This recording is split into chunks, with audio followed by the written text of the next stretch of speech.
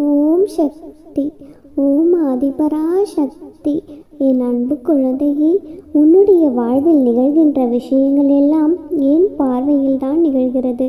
குழந்தையே, அவை உன் மனதை ரணப்படுத்தி உன் உலகம் என்று நீ நினைப்பவர்களெல்லாம் உன்னை காயப்படுத்துகிறார்கள் என்று நீ என்னிடம் சொல்லி அழுகின்றாய். அவர்கள் ஏன் என்னிடம் இப்படி நடக்கின்றார்கள்? மற்றவர்களுக்கு ஒரு நியாயம், எனக்கு மட்டும் ஒரு நியாயமா? நான் செய்கின்ற செயல்கள்தான் தவறு, உன் தவறு என்று சொல்கிறார்கள். ஆனால் என்னை அந்த அளவிற்கு தள்ளியது சூழ்நிலை. அதற்கு நான் எப்படி காரணம் என்றுதானே புலம்புகிறாய்? இந்த சூழ்நிலையை விட்டுவிடு. நான் உனக்காகத்தான் இருக்கின்றேன். உன் அம்மன் உன்னை விட்டு விலகுவதும் இல்லை, உன்னை விட்டு விலகி போகும்படி நான் செய்வதும் இல்லை. உனக்கான அனைத்தையும் நல்லதாகவே நான் மாற்றி கொடுப்பேன். உன் அம்மாவாக அப்பாவாக என்றும் உனக்கு நானே துணையாக இருப்பேன். உன் கண்ணீரை கண்டேன். உன் வீட்டை எந்த கொடிய நோயும் நெருங்காது, நெருங்கவும் நான் அனுமதிக்க மாட்டேன். நான் இருக்கின்றேன் குழந்தையே, கலங்காதே. உன்னுடைய பாரங்களை எனது பாதத்தில் சமர்ப்பித்துவிடு. உன்னை பாதுகாத்து கரை சேர்ப்பது எனது பொறுப்பு. தன்னம்பிக்கையை மட்டும் இழந்து விடாதே. என்னை நம்பி வருபவர்களுக்கு ஏமாற்றம் என்ற ஒன்றிற்கு இடமே இல்லை. அது அம்மன் பக்தர்களுக்கு நன்றாகவே உணர முடியும். நீ மனதளவில் பயப்படாமல் இருந்தால்தான் வாழ்க்கையில் தைரியமாக செயல்பட முடியும். நீ நம்பிக்கையோடு உனது கடமையை செய். நல்ல வசந்த காலம் உனக்காக காத்து கொண்டிருக்கிறது. நீ விரும்பிய அனைத்து வளங்களும் உன்னை வந்து சேரும் நேரம் நிச்சயம் உண்டு. நீ நினைத்த காரியம் நிறைவேறும், நல்லதே நடக்கும். வாழ்க்கையில் நினைப்பது ஒன்று, ஆனால் நடப்பது வேறொன்று. ஏன் இப்படியெல்லாம் நடக்கிறது, எதற்காக இப்படி நடக்கிறது என்று புரியாமல் அதையே நினைத்து கவலை கொண்டு இருக்காதே, பதற்றப்படாதே. துன்பத்தில் இருக்கும் பொழுது அதை கண்டு ஓடாதே. குழந்தையே, துன்பத்தை கண்டு துவண்டு விடாமல் நின்று தைரியமாக எதிர்கொள். முதலில் ஒன்றை புரிந்து கொள் குழந்தையே, மற்றவர் மாதிரி அப்படியே நாமும் இருக்க வேண்டும் என்று நினைத்தால் அதில் நீ தோல்விதான் அடைவாய். குழந்தையே, என்றும் நீ நீயாகவே இருந்தால் ஒருபோதும் தோல்விக்கு வாய்ப்பு உனக்கு இல்லை. எதையும் நினைத்து பயப்படாதே. உன் அருகிலேயே தான் நான் இருக்கின்றேன். உன்னை விட்டு நான் விலகுவதும் இல்லை, உன்னை விலகி போகும்படி நான் செய்வதும் இல்லை. வலி, தோல்வி, ஏமாற்றம் இவைகள் எல்லாம் எல்லோர் வாழ்க்கையிலும் ஏற்படுவது இயல்புதான். அதை காரணமாக வைத்துக்கொண்டு நீ உன்னுடைய கடமைகளிலிருந்து தவறாதே. குழந்தையே, முதலில் உன் மனதில் உள்ள எண்ணங்களை எது சரி எது தவறு என்பதை நீ தீர்க்கமாக முடிவு செய்துவிடு. அதன் பிறகு செயலில் ஈடுபடு.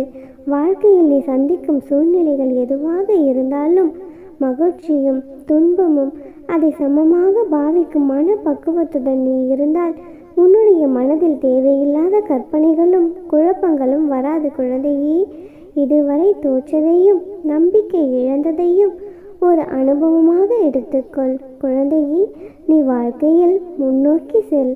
நிச்சயமாக அது உதவி செய்யும். வாழ்க்கை என்றும் வாழ்வதற்கே. நீ விரும்பிய அனைத்து வளங்களும் உன்னை வந்து சேரும் நாள் வெகு தொலைவில் இல்லை. குழந்தையே, நல்லதே நடக்கும். என் வார்த்தைகள் மீது நம்பிக்கை வைத்து செயல்படு. பயம் வேண்டாம். என்னை மீறி எதுவும் உன்னை நெருங்காது. அன்பு குழந்தையே, நீ இன்று ஏற்றும் தீப ஒளியின் வழியில் உன் வீட்டில் வந்து அமரப்போகின்றேன்.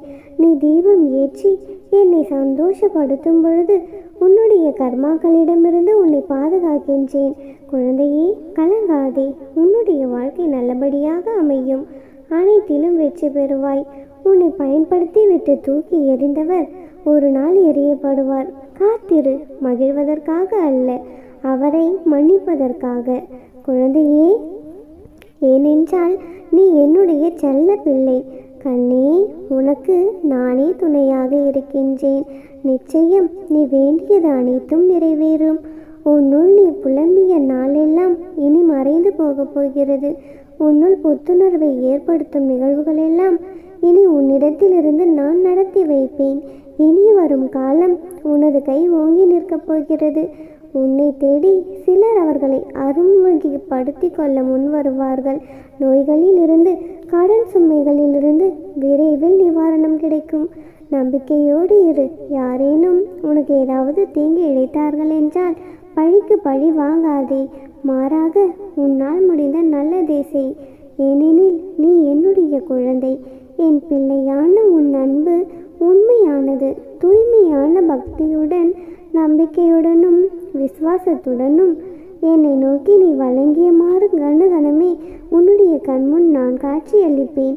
நல்ல வாழ்க்கையை வாழ நினைப்பவர்கள் காயப்படுவார்கள், ஆனால் அவர்கள்தான் வாழ்க்கையில் என்றும் ஜெயிப்பார்கள். கவலை கொள்ளாதே, இந்நிலை கூடிய விரைவில் மாறும். நீ எல்லா செல்வ வளங்களையும் பெற்று சீரும் சிறப்புமாக மகிழ்ச்சியாக வாழ்வாய். கலங்காதே. நீ பட்ட வேதனை, அவமானம், மனக்கசப்புகள், வறுமை, கடன் தொல்லை எல்லாம் ஒரு முடிவிற்கு வரும் நேரம் இது. உனக்கு உன் அம்மா நான் இருக்கின்றேன்.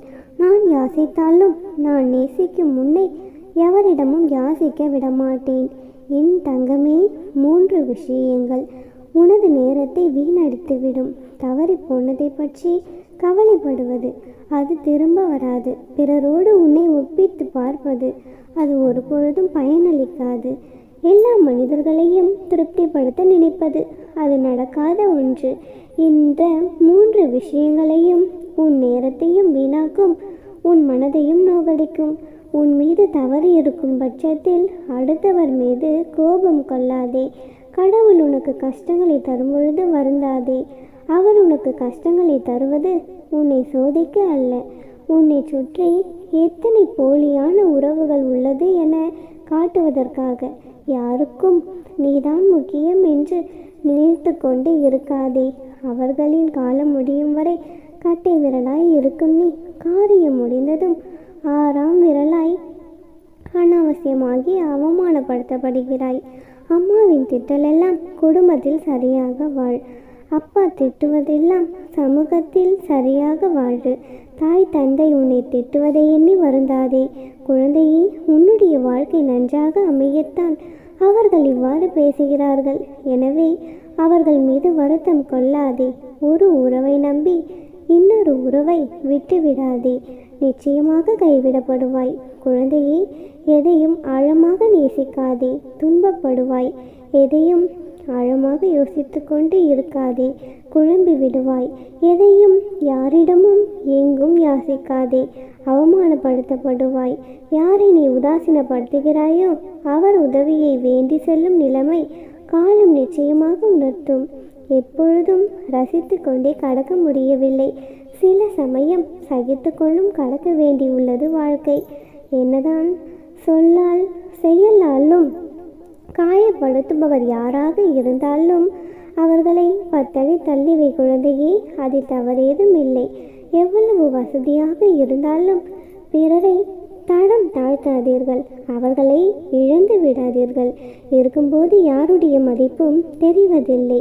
ஆம் குழந்தையே, நீ வயதிற்கு தகுந்த சந்தோஷத்தை கொடுக்காவிட்டாலும் வயதுக்கு மீறிய துன்பத்தை தருகிறது இந்த வாழ்க்கை. கவலைப்படாதே குழந்தையே, உனது துன்பத்தை போக்க உன் அம்மன் நான் இருக்கின்றேன். எப்பொழுதும் உன் வாழ்க்கையில் நல்லதே நடக்க வைப்பேன். ஓம் சக்தி, ஓம் ஆதிபராசக்தி.